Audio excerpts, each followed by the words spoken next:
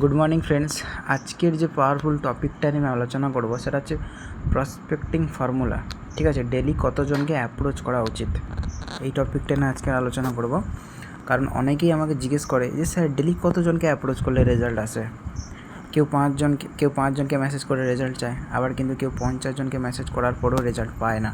আসল প্রশ্ন হলো ডেলি কতজনকে অ্যাপ্রোচ করা উচিত।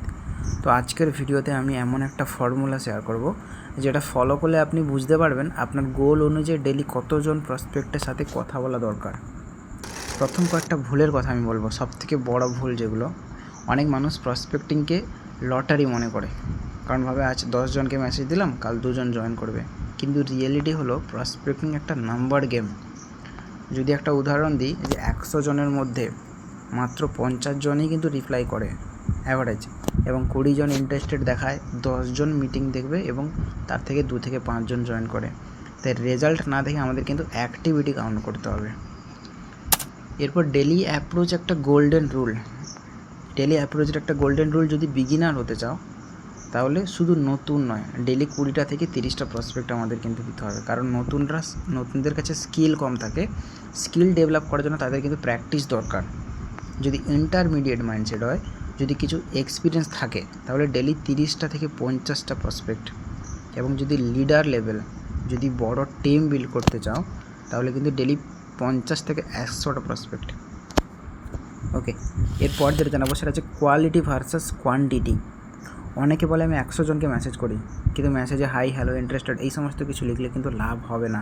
কারণ 100 জন রং অ্যাপ্রোচ করার থেকে 20 জন একদম প্রপার অ্যাপ্রোচ করা ভালো। ঠিক আছে, মানে যেটা বলতে চাইলাম যে কোয়ান্টিটির থেকে কিন্তু কোয়ালিটি বেস্ট। তারপর হচ্ছে প্রসপেক্টিং ফর্মুলা। আমরা প্রসপেক্টিং করবো কীভাবে? ধরুন আপনার গোল মান্থলি 10টা জয়েনিং, যদি কনভারসেশন রেট 10% হয়, তাহলে দরকার কি 100টা ইন্টারেস্টেড পারসন এবং 1000টা অ্যাপ্রোচ, তাই না? তাহলে ডেলি আমাদের কিন্তু 33টা করে পিপল হচ্ছে।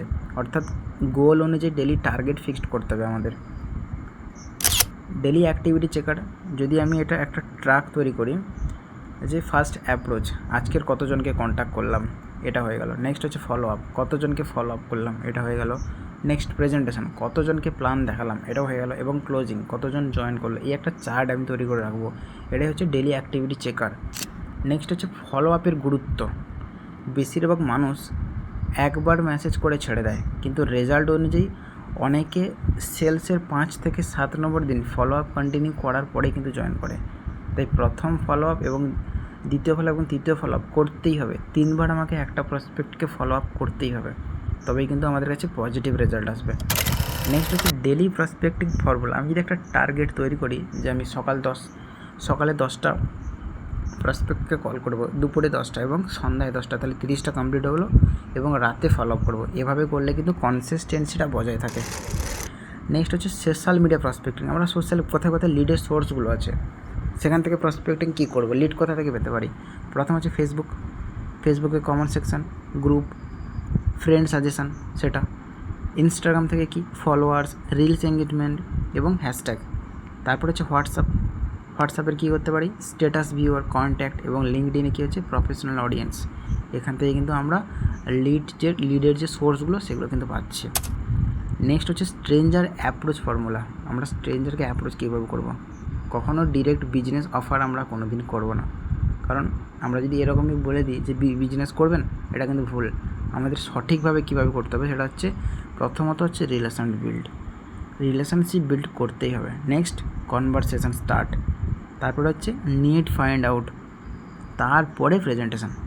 ওকে, তো ডেলি নন নেগেটিভেল রুল। একটা যদি নন নেগেটিভেল রুল আমি বলে দিই, যে নিজের জন্য রুল তৈরি করি একটা, যে আজ 30টা প্রসপেক্ট কমপ্লিট না হলে আমি ঘুমোবো না। যেদিন মোটিভেশান থাকবে না সেদিনও অ্যাক্টিভিটি কমপ্লিট করতেই হবে। কারণ সাকসেস আসে ডিসিপ্লিন থেকে। এই সমস্ত মাইন্ডসেট যদি আমরা তৈরি করি, তবে কিন্তু আমরা একটা নট নেগেটিভেল রুল বানাতে পারবো। একটা এক্সাম্পল স্টোরি বলি। দুজন মানুষ, পার্সন এ এবং person B. Person A daily 5টা প্রসপেক্টকে কল করে এবং 30 দিনে টোটাল হয় 150 জন। এবং পার্সন বি সে ডেলি 30টা প্রসপেক্টকে কল করে এবং 30 দিনে হয় 900টা। তাহলে 6 মাস পর যদি পার্সন বির রেজাল্ট আমরা দেখতে চাই, তাহলে কিন্তু পারসন এর থেকে অনেক বেশি হবে, কারণ ট্যালেন্ট না, অ্যাক্টিভিটি হচ্ছে ডিফারেন্স।